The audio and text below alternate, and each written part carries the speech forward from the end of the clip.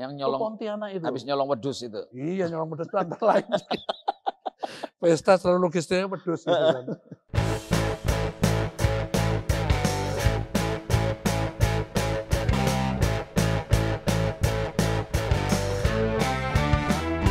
Like, comment, subscribe, dan share.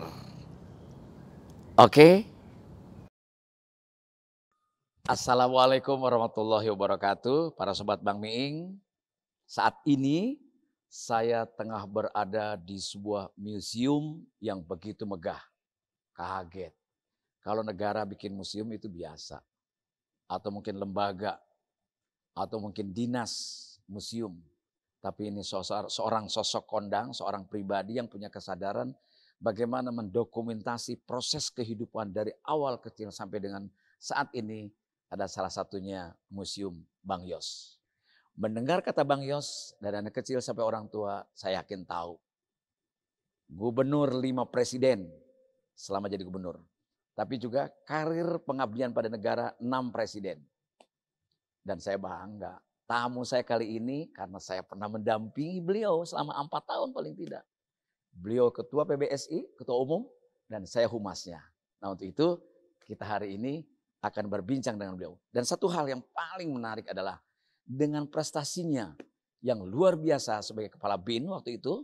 Nah diantaranya menangkap koruptor yang sudah lebih dari 14 tahun kabur di luar negeri. Kemudian menangkap pentolan atau tokoh-tokoh GAM sampai dengan anggotanya 120 orang mau menyerahkan diri, Din Minimi dari Aceh. Kemudian juga kelompok Goliat yang ditakuti di Papua, itu juga dengan kesadarannya atas lobby dan pendekatan Bang Yos dengan cara dan gaya intelijennya. Ini satu hal menarik, tapi jangan minta sekarang. Nanti kita bahas di belakang. Oke? Nah sekarang saya mau ngobrol. Assalamualaikum Bang Yos. Waalaikumsalam. Apa kabar Bang Yos? Sehat? Tanya dulu, lu masih lucu nggak? Hah? Masih lucu nggak? Saya? Kalau enggak, lu pulang aja deh. Kalau wawancara ini lu nggak bisa bikin ketawa gue, Bang Yos, udah lu pulang aja. Ya, karena ke Bang Yos kadang-kadang kalau cerita, Bang mohon izin Bang, Oke. kan saya udah di swab Bang, jadi nggak usah takut iya, Bang. iya, oke, aku percaya deh. Ya, jadi ternyata kepala BIN juga takut sama saya, takutnya saya COVID. Mantan kepala BIN. Itu yang Sehat ya paling- Bang ya? Alhamdulillah sehat. Saya kira perkenalan saya belasan tahun tidak ada yang berubah dari Bang Yos. Mungkin para sobat Bang Miing taunya Bang Yos jenderal, Bang Yos gubernur, padahal saya pernah nemenin lo makan di warung, tengah malam keluyuran, tanpa pengawalan, dan itu tidak ada yang tahu. Nah sekarang saya mau buka-bukaan. Abang sehat ya? Alhamdulillah sehat. Abang kayaknya nggak ada perubahan, badannya fit terus. Kan tetap maco kan. Iya. Biar tua tapi Jiwa tetap harus muda. kayak apa ya, pemuda masa kini lah. Wah. Katanya nggak boleh berubah. Betul, nggak ada yang berubah. Banyak hal yang masyarakat tidak tahu. Saya bilang Bang Yos ini nanti kita akan ceritakan. Kalau di antara pejabat ada lomba nyanyi mirip Robin Gibb dari Bee Gees, saya yakin Bang Yos juara 1, Robin Gibb nomor 2, baru 3 adalah Nunu Sutomo almarhum. Sialan. Iya Bang. Ngawur lu. Bang, sebelum cerita ke sana, ini kan aku sih kecewa jujur aja sebagai pernah dampingin abang gitu, senior abang. Ini abang resmi ini aku nggak diundang. Jadi pas peresmian itu adalah pas pandemi. Gitu. Jadi memang saya batasi betul. Ya. Yang buka ini Jenderal Purnawirawan Wiranto ya sebagai kepala Bantin Pres saat ini gitu. Itu yang membuka. Jadi museum ini memang aku termenung-menung lama gitu ya. Apa yang bisa saya wariskan kepada anak cucu saya juga generasi berikutnya ini kan. Dengan perjalanan seperti yang sudah kamu lihat ya, mudah-mudahan anak muda mau masuk sini setelah pandemi ini nggak ada ya. Saya buka untuk umum ini.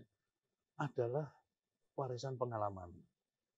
Nah, dan saya amat yakin pengalaman adalah guru terbaik untuk semua orang. Gitu. Saya memang jujur aja berasal dari anak desa miskin, anak seorang guru SD namanya dulu SR dulu namanya SR. kan. Gajinya berapa ya? Zaman Belanda cuma berapa gulden gitu kan. Yeah. Udah terus gitu, anaknya 8. 8 orang ingin pinter semua. Ada kamusnya nggak loh? Nggak ada. Orang miskin pengen pinter. Pinter-pinter semua, anaknya 8. Yeah.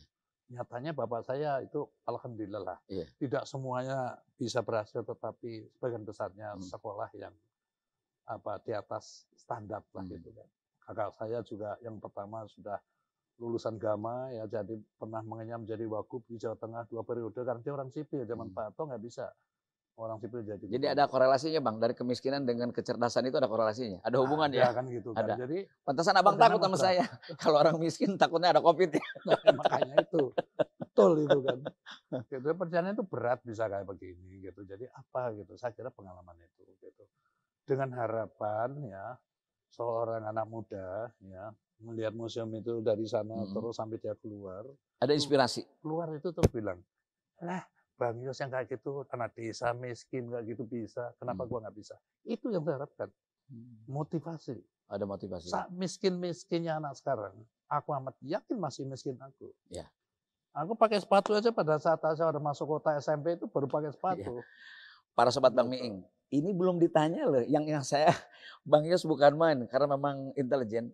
Saya tuh mau nanya itu, tiba-tiba udah jawab duluan sebelum saya tanyakan. Otak lo. Jadi itulah kisah. Apakah ini bentuk dari dendam Abang terhadap kemiskinan masa lalu sehingga Abang orang lain nggak boleh kayak gue? Kenapa maksudnya? Nggak ada rasa dendam masa lalu, maksudnya gue ini orang miskin, anak-anak sekarang nggak boleh. Waktu aku masuk kota pertama kali ya dari desa harus masuk, karena SMP kan nggak ada di desa. Iya. Jangan SMP, SD kelas 6 di desa saya tidak ada. Hanya kelas 5 itu 2 kelas pun di rumah saya. Dikorbankan orang tamu ayah saya. Iya. Saya harus jalan 4 kilo, bolak-balik 8 kilo. Untuk SMP? Setiap hari SD kelas 6, karena yang ada di kecamatan. Harus jalan. Gitu kan. Dan anak kampung itu nggak ada lagi yang meneruskan, sendiri sudah so kecil itu. Ketemu celeng di jalan sampai aku lari terkencing-kencing, kan gitu kan. Nah terus sekarang mau ujian SD, gua jalan kaki dari desa itu ya ke kecamatan 8 kilo kan, 4 kilo kan tadi kan. Tambah lagi ke Kabupaten Ungaran sana 8 kilo, 12 kilo jalan kaki untuk ujian SD. Udah ujian dengan lulusan paling hebat, mungker 6. Lulus aja udah hebat, yang nulis nggak pernah baca, nggak punya pensil, nggak punya buku, mau baca apa aku. Hanya guru ngajar, ayah saya sendiri itu saya dengerin gini kan, nanti di rumah dikasih belajar lagi, aku udah ngantuk-ngantuk, ini sudah nggak ngerti lagi kan. Nah SMP kan harus ke kota. Udah diledek habis-habisan. Aku tukang berkelahi karena sering diledek anak desa, anak miskin itu. Kalau di SD waktu kecil di kampung senang berkelahi, karena aku sering dipukulin sama kakak-kakak saya. Kenapa gitu. dipukulin? Laki semua nih, laki, ya, laki perempuan baru gua dari sini. Yang ini kan sebel nggak digituin tiap hari sama kakak-kakak aku. Iseng kan. sebetulnya. No, iseng lawan yang ini aja gua kalah, apalagi yang ini kan. Gitu. Malam digebukin ayah saya waktu diajarin udah ngantuk. Gua bukan nggak bisa jawab, udah malas saya juga mau tidur. Dipukulin gini. Balasnya sama saya. Memang pola orang tua dulu kan memakai tangan keras. Ya. Keras. Makanya aku di luar balasnya. Nah, di SMP mestinya di tempat orang, di negeri orang kan harus sembuh kan. Ya sore diledek, ya sana miskin anak desa. Tapi kalau berantem di luar itu menang kalau berantem Abang. Orang ya, takut. Rata-ratanya aku menang, dikeroyok pun aku bisa. Iya. Karena memang nggak ada rasa takut, saya udah biasa digebukin itu tadi kan latihannya kan. Dan karena sering berkelahi, aku pun ada samsak gitu, tempat kos saya itu tak bikin gebuk-gebukan gitu kan. Nah sampai, lu tau nggak, waktu SMA masih digituin orang. Tapi waktu kelas 3 itu nasib saya berubah. Nah ini, perubahan itu juga nggak selamanya baik. Kenapa bisa berubah kesejahteraannya? Karena kakak saya sudah jadi penjabat Pemda di Pontianak. Udah nomor 1. Yeah. Nomor 2 meninggal, nomor 3 kerja di Bea Cukai. Wow. Zaman itu mana ada yang mes kena Bea Cukai. Betul. Jadi gua mulai naik motor nih, SMA kan. Ducati. Dibeliin motor. Iya. Itu primadona di SMA pun pernah gua boncengin gara-gara pakai Ducati itu kan. Nah, keren kan? Karena desainnya tadi. Bukan por ini kan? Ya belum kenal. Belum kenal. Ngawur kamu. Kenal por ini udah kapten. Oh udah kapten. Udah kapten. Tapi yang penting por ini yang dapat itu yang paling penting kan. Jadi dia mesti bangga itu. Ya kita nggak tahu yang beruntung yang mana nih. Nah terus gini terus anehnya itu kan gini kan. Anak-anak orang kaya yang sering ngeledek Sutioso anak desa anak miskin itu. Waktu gua gubernur nih, pada ngantri jadi tamu nyari proyek di DKI. Tetap aja saya rangkulin, saya ciumin begini. Itu mengharukan sekali. Jadi hidup itu seperti roda gini loh, Ming. Itu yang kesimpulannya. Yeah. Pada saat kita tadi kan anak desa anak miskin di bawah kan, terus bisa masuk kota, bisa punya Ducati, udah di sinilah kira-kira. Ya. Terus jadi penjabat di sini. Pada saat di sini aku nyadari, suatu saat saya bisa umroh sini atau di sini. Oke. Nah itu. Bang Yos, saya mau mundur nih. Jadi abang ini membuat ini, tadi saya bilang adalah kayak semacam dendam terhadap masa lalu abang yang tidak seperti yang sekarang. Itu supaya abang ingin anak-anak itu tidak mengalami seperti Bang Yos. Intinya gitu, jangan seperti saya. Kalau dia kan saya sudah terjemahkan, siapa sekarang ngaku miskin anak desa, anak yang di puncak gunung atau di pesisir ngaku miskin. Ya. Gua masih miskin dari dia, lebih miskin lagi. Amat yakin. Katok siji lambi siji, bagaimana ke sekolah di mana jalan sampai berkilo-kilo jalan kaki, bagaimana sepeda gua punya. Ya. Dan saya ingat omongan Bang Yos waktu itu kalau anak-anak PBSI, anak-anak bulu tangkis mau bertanding, cuman satu ucapan yang saya ingat betul. Tidak ada prestasi yang dapat dicapai dengan cara leha-leha. Itu persis kalimatnya, betul nggak Bang? Itu karir di olahraga, karir di bisnis, karir di militer, di sipil sama. Oke. Rumusan nah itu. Ini sebetulnya karakternya saya tidak kebetulan ya. Kan bisa saja orang setelah masuk Akmil baru terbentuk watak itu, karakter itu. Nah tapi kalau lihat dari kayak gini, memang abang cita-citanya dari kecil mau jadi tentara? Iya tadinya gitu kan. Saya kan termotivasi dengan kakak saya nomor 1. Namanya Mas Suparto yang nomor paling anu itu. Kan mahasiswa Gama. Zaman revolusi itu kan semua mahasiswa jadi TP. Tentara pelajar. Jadi kalau pulang libur gitu, aku yang Sutioso kecil ini juga ceritakan. Waktu bertempur dengan Belanda itu dia ceritakan. Termotivasi di situ. Nah tapi ibu saya itu sempat 2 kali tahlilan. Kan dapat berita Suparto mati gitu. Dulu kan nggak ada dengar kabar, komunikasi. nggak ada WA grup dulu Bang. Ya. Sudah selamatan udah nangis-nangisan itu tiba-tiba datang sama teman-teman. Terus sekian kalau sekarang hoax itu Bang. Sampai aku ketemu Guru ini ya waktu aku Panglima, beliau apa namanya ketua DPRD Jawa Tengah kan. Aku mau Mas, dari dulu saya sebenarnya ingin nyarankan apa itu? Sampai ganti nama jangan Suparto. Bukan apa? Itu nama murahan gitu kan. Marah-marah, ngawur kamu nih. Iya waktu sampai jadi TP itu 2 kali loh kita tahlilan. Suparto, tapi ternyata Suparto mati yang lain. Oh, gitu. jadi terlalu banyak nama Suparto. Pastinya kan Sutioso menanti yang sama. Gitu. Sekarang waktu di Gubernur ada nama Sutioso. Ternyata itu dirut Bank. Ya betul, BRI. Bener kan? Ya, BRI. Gitu, tapi kan. jarang Bang nama Sutioso. Maka aku diwawancara itu tuh, abang punya simpanan ya di Kebayoran ya. Gitu. Rumahnya besar dijaga. Gitu. Oh, lu kok tahu jangan ngomong sama bini gue ya. Tak panasin gitu kan. Gua ngerti namanya Sutioso. Gue kira gua punya simpanan. Bukan itu, Ibu 2 kali bikin tahlilan, itu kalau zaman sekarang namanya hoax Bang. Hoax. Oh gitu. iya, Dan itu bisa masuk di penjara kalau sekarang. Kalau dulu kan belum ada undang-undangnya. Dari mulut ke mulut Suparto. Oke, jadi cita-cita memang mau jadi tentara seperti kakak. Terus karena seperti itu kan, waktu Jepang datang gitu ya, itu Jepang datang itu rumah kita yang besar itu kan direbut untuk dudukin mereka untuk pos. Jadi rumah ayah saya sama kakak saya itu diusir. Mereka tidurnya di gua Kreo namanya. Sekarang jadi tempat rekreasi di Semarang. Tidur di sana. Nah, dasar ibu kan kadang-kadang nyelinap di kampung itu ngeliat gitu kan. Nah itu ngeliat pejuang-pejuang dikebukin sama kolonial itu. Abang ikut ngungsi juga di situ? Ya aku kan waktu Jepang masuk aku belum lahir kan. Oh belum lahir, oh ya tahun 42 ya. Kan, gitu kan. Nah terus waktu itu tentara apa tadi kakak saya beritanya mati-mati terus gitu, itu. Jadi udah trauma. Ibu saya, apalagi saya anak laki yang terakhir kan. Jadi dia nggak mau nanya jadi tentara. Sebetulnya tanpa izin orang tua dong? Saya di kuliah, dipaksa kuliah. Aku kepengen kedokteran, tapi padahal kakak saya kan dulu masih bisa KKN lah gitu kan. Rektor kan kakak saya dari Pontianak telepon, Mas nanti tolong ya adik saya mau masuk kedokteran sama rektor Untip kan gitu kan.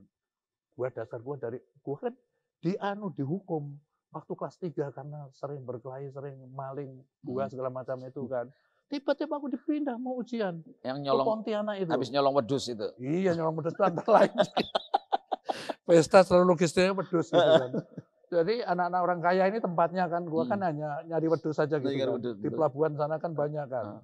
Jadi dulu orang naik haji itu mana ada yang naik pesawat. Iya, naik kapal laut. Lu bayangin nggak naik laut dari Semarang ke Mekah, bolak-balik itu berapa bulan? Hampir 6 bulan. Mati di jalan atau pulangnya atau mati di sana kan gitu kan. Nah, punya apa namanya, punya kayak kepercayaan gitu kan, buang tumbal. Itu kambing di laut. Nah kambing naik haji sekian puluh orang kan banyak kan. Keluyan di sini memang ada makanan rumput di pinggir-pinggir pantai itu kan, kadang-kadang di pasar bekas-bekas sayuran itu yang kan terjual kan. Nah terus diklaim sama nelayan, sama kakao dulu marinir namanya kakao di situ gitu kan gitu. Lah kan mereka nggak punya kandang juga, jadi kalau pesta kita nyuri satu gitu, set ambil gitu kan, sampai anu. Nah anak-anak orang kaya ini yang tempatnya di sini aku nyumbang kambing aja kan. Dulu kan nyanyi-nyanyi, dansa-dansa gitu, hiburannya nggak ada lain, nggak ada TV apa nggak ada. Jadi nggak Nah, langsung. terus kalau ditanya ini kambing dari mana? Ini dari TIS. TIS kan ngerti anak desa punya kambing gitu loh. Nah kan, jadi waktu aku datang TIS, Bu Mami dikasih satu pasang biar tak pelihara di sini kambingnya kan padahal kambing nyuri. Jadi abang waktu ke tentara nggak langsung lulus SMA ya, masuk dulu ke Universitas 17 Agustus. Nah, udah Universitas 17 Fakultas Teknik. Teknik sipil. Teknik sipil ya. Gua minta meja gambar saja nggak dikasih. Karena mahal kan. Betul. Nebengnya tetap teman gua nggak usahakan juga kan, apa namanya risi lah. Itu lagian tahun depan kan gua mau pindah ke dokteran. Pikiran saya kan waktu tempat kos saya waktu SMP itu mantri gitu, mantri suntik. Banyak sekali orang datang, itu ada yang bayar pete pakai duren. Terus gua kalau gua dari dokter pasti dapat duit kan gitu loh. Jadi ceritanya ke dokter supaya punya duit. Jadi cita-cita mau jadi dokter tapi masuknya ke teknik sipil. Teknik sipil yang sulit lah. Yang sulit. Gitu. Untuk apa saya serius kalau tahun depannya lagi pindah lagi. Akhirnya tertambat 2 tahun. Pikirannya sudah nggak benar. Waktu mahasiswa pun aku mahasiswa yang yang udah troublemaker lah gitu kan. Bagaimana mau jadi, terus ada pertanyaan sudah 2 tahun nih, pertanyaan dasar gini ini yang harus dicatat oleh anak-anak muda ya. Saya tanya gini, dengan termenung-menung ini malam-malam Sutioso, apakah kamu kalau terus kuliah ini akan jadi insinyur atau nanti jadi dokter? Jawabannya saya pastikan tidak. Kalau aku terus di kampus, aku akhirnya jadi tukang tambal sepeda, itu maksimal itu. Udah saya rekan gitu. Gitu ya. Artinya apa di sini? Sekarang kata hatimu mau kemana? Aku mau cari sekolah yang gratis. Intinya itu. Gratis, yang cocok dengan saya. Aku SMP ya sudah, SMA udah pandai menembak. Walaupun aku itu senapan angin yang belikan kakak saya yang dia perwira marinir sekolah di Vladivostok gitu kan. Belikan di Rusia.